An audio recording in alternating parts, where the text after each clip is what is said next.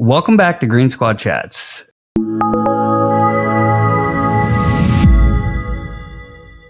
We're talking about the impact that big companies making big decisions have on people's lives and whether or not it's the right or wrong decision. So if you guys haven't read the news lately, Amazon, one of the best companies to work for, as mentioned in multiple different magazines, has now told everybody that they have to come back into the office to work. There are no more remote employees. And I'm really just curious on if you guys think that's a good decision, considering, you might have some really effective mid-career people. Maybe they have some kids. Working from home is like really important to them. Are they going to lose talent? Is it going to build a better culture because those people leave and new people come in the office? Where do you guys stand on that? My first take is that it's not a good move. You got people who have grown accustomed to this new lifestyle, and those are probably high performing, high contributing people to the organization. So regardless of if I would enjoy it or not, if I work there, which isn't really the case,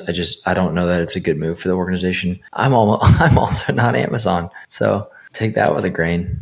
I mean, it's $1 trillion company with probably, I don't know the exact stat, but they got to be over 100,000 employees with how much distribution they have being federated out across the world. I think it's interesting that they didn't warm that requirement, meaning it's like, hey, in a month, we're going to do this, or in 2 weeks, we're going to do this. They just straight cold it out of nowhere. Well, was the announcement the warning, and that's just how it's being reported potentially? I don't know the news story as well as Adam is reporting it.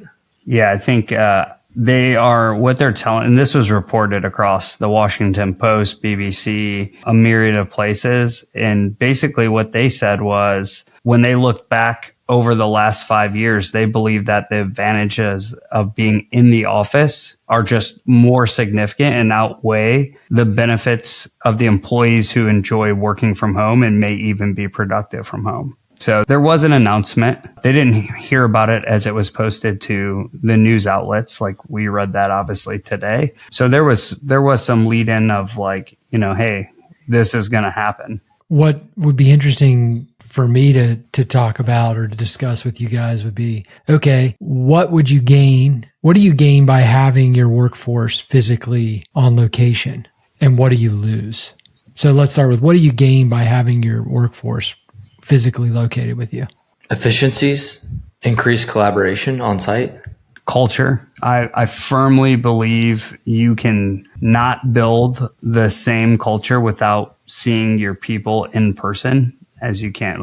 Over Zoom, it's incredibly challenging to build and reinforce culture, which in my opinion is probably the biggest thing. When you think of what is a leader genuinely responsible for in a business, it's culture, people, and the bottom line. Yeah, I think of all those things as being incredibly important. And then the leader, right, setting the environment for people to come together, trust each other, be willing to try new things, take risks, and know that they're able to do that in a safe place. And like you guys have said, it's hard to get that. It's hard to replicate that via Zoom if you're not physically there. Now, some of that stuff, I guess you could. Yeah. Any other thoughts? What else do we gain? What were they doing before though? Right. So was it a hybrid? Or was it fully remote? Anybody know what they were doing before? Because I'm curious what we're comparing against. It's going to pre-pandemic rules, which I think, news outlets are a bit short-sighted. They're emphasizing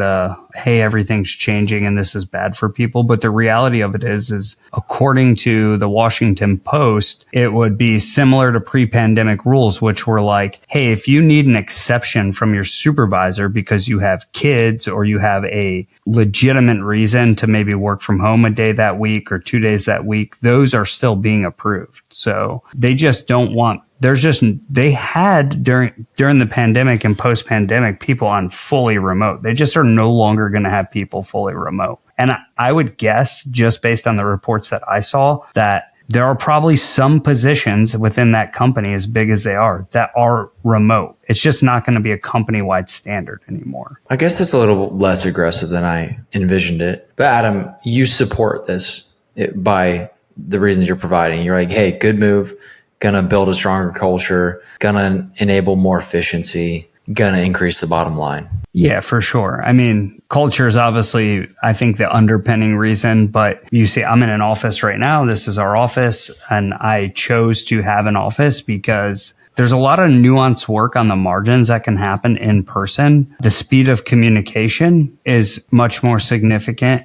We can really solve problems together in a quick way when we're here in person. Now, I'm the only person in my office right now, but it's also like 7 o'clock at night. So I'm just crazy like that. Yeah, spontaneous collaboration just came to my mind, where if you're in an office, you're in a physical location, you got a whiteboard around and you come up with an idea, you can kind of immediately, you can just get your team together or almost immediately and start brainstorming right there on the whiteboard. And if you're completely virtual, that's kind of tough to do. Yeah. I think I get distracted like that.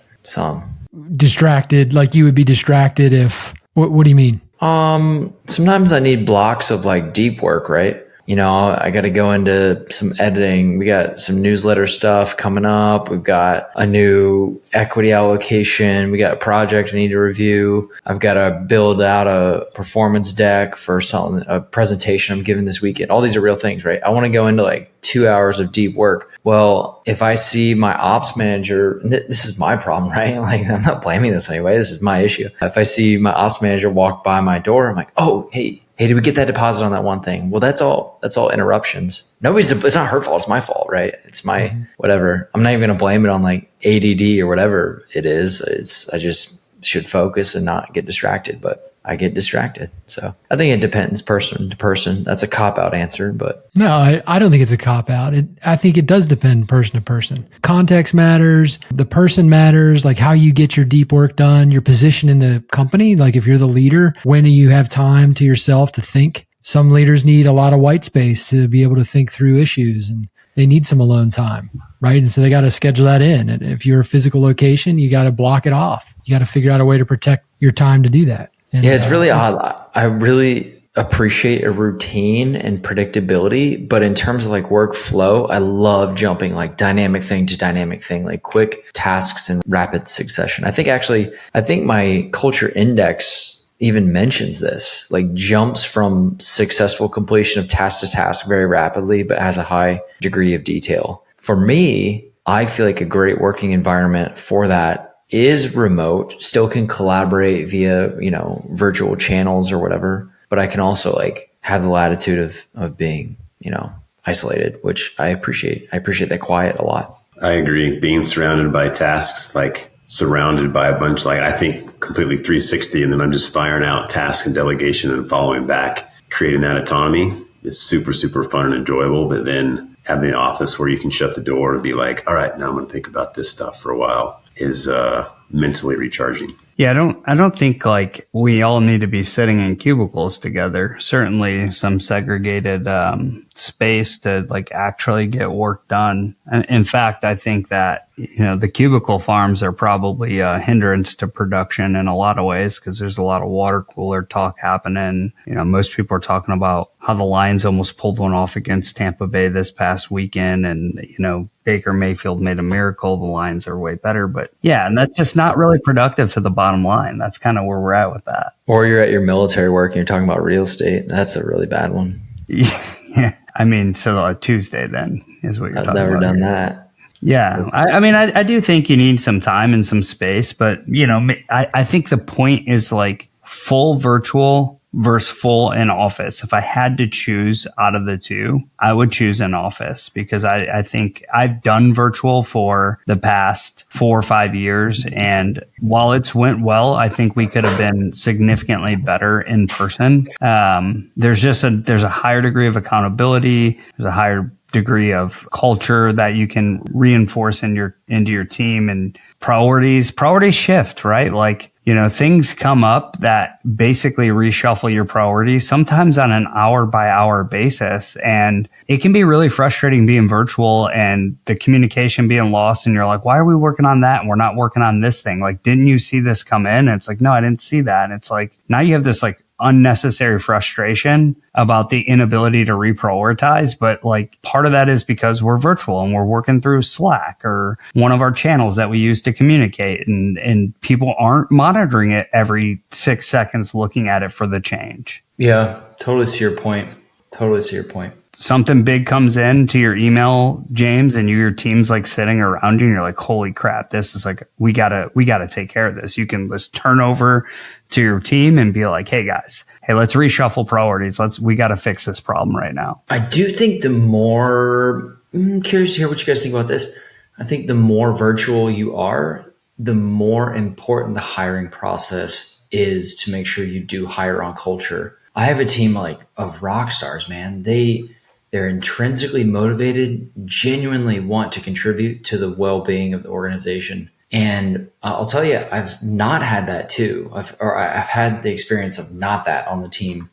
And you can tell a difference within about 2 months who's not that when you're working virtual. You can never get a hold of them quickly when there's something urgent that comes up you need to talk about. Constantly feeling reactive, like, hey, I don't think that got done. Like, did we actually meet that timeline? So yeah, I think the culture aspect of your hiring process becomes paramount when virtual. Should always be important, but I think it becomes more important when virtual. Yeah, I think you're looking for different profile, different personality, different skill set for somebody who is going to be expected to be able to work virtually, not have teammates constantly surrounding them, reminding them what to do, holding them accountable. It's a combination, right? You have to hire the right person for that, the right temperament, the right personality, the right skill set for that type of environment. And, oh, by the way, you also may need to change your frequency of meetings or do different things that maybe you wouldn't normally have to do if you were physically in an office.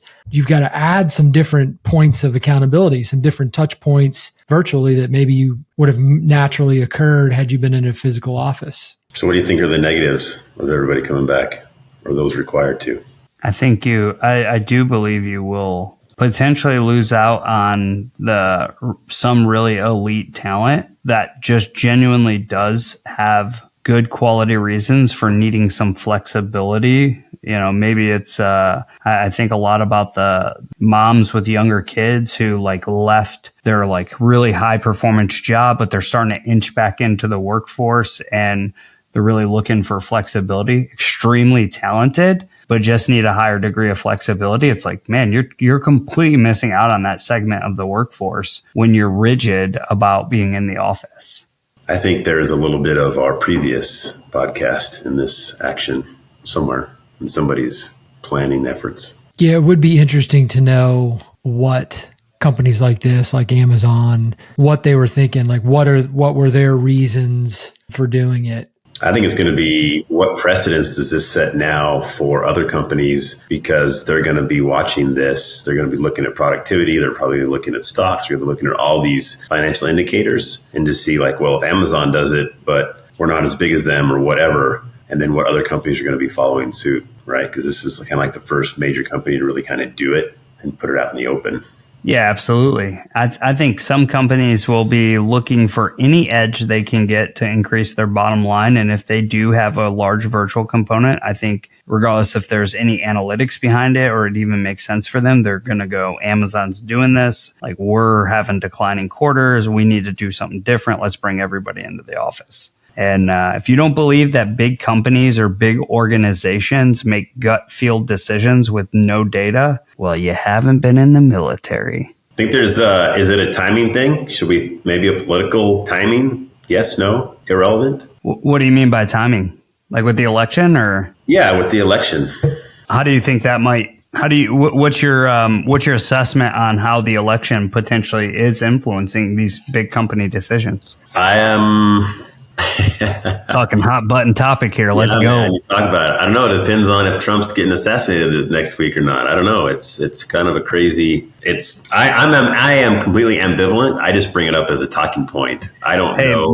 My friends who are hard on the left said his assassination next week is already on the schedule. So what do you think the effects of that will be? We're gonna get censored, y'all. Oh man, come on. The guy got shot at. That's real. That bullet was real. I know it's real. Censorship is also real right now, unfortunately.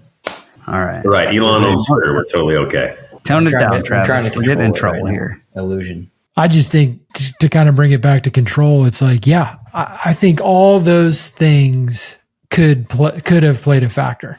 For me to say that had no bearing on the decision, I have no idea. The leaders are human. The leaders making those decisions at Amazon and any other company, they're human, and they are just as susceptible as the next person to being influenced by a number of different things, including politics, including social media. So yeah, I mean, it might play a part. That's why I'd be interested to know.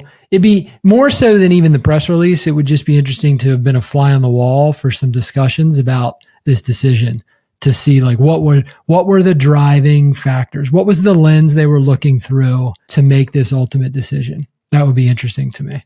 Yes. You're going to take me down a rabbit hole. I'll only go in my soapbox for like 30 seconds or less here. There's a great book by Graham Allison on how the president made decisions in the Cuban Missile Crisis. And I think people's assumption, especially for really big organizations, is like they have all the information they need and it's perfectly aligned and logical. And the decision they're making is logical and foolproof, at least in their minds with the information they have. But we know for a fact, like we've worked in big organizations, it's just not true. There's a lot of like ambiguity, even with all that access to resources you have. There's still a ton of ambiguity and uncertainty when it comes to making that decision. And who knows? Amazon might be getting this wrong. 100%. I couldn't agree with you more, man. Any closing thoughts before we wrap this one? I don't know if this is a closing thought. Like, I don't know what book this is in. We might have to come back and reference this in the description, but there's a book and it talks about, I think Warren Buffett pointed this out at some point. If you look at decades apart, the top 20 companies in the S&P 500, 40 years later are not, they're not, actually, is it Rich Dad, Poor Dad? Does he mention it in that book? Sorry, I'm really grasping here. There's a book and it mentions like in 1970 or whatever year, the top 20 companies in the S&P 500 are, it's 1 through 20. And then 40 or 50 years later, not a single one of them is the same, is in the top 20. It's all different companies. And so, I mean, going back to Adam's point, like Amazon might be getting it wrong. It's a dynamic world. It is hard to stay at the top. I'm not claiming to be at the top, but it's hard to stay at the top and stay relevant and stay on top of things because I think like the environment changes so fast, technology changes so fast, and how people are able to integrate changes so fast. I think it's just an interesting point, I guess. Yeah, 100%. Amazon doesn't control the outcome of this decision, right? They just controlled the decision that they made. That's right. To tie it to our last episode. So, all right. Thanks for joining us on another episode of Green Squad Chats. We hope that you had a good time like we did. If you could leave us a review, 5 stars, please. Anything less, send us the feedback. We'd love to improve and let us know how we can do it better. See you next time.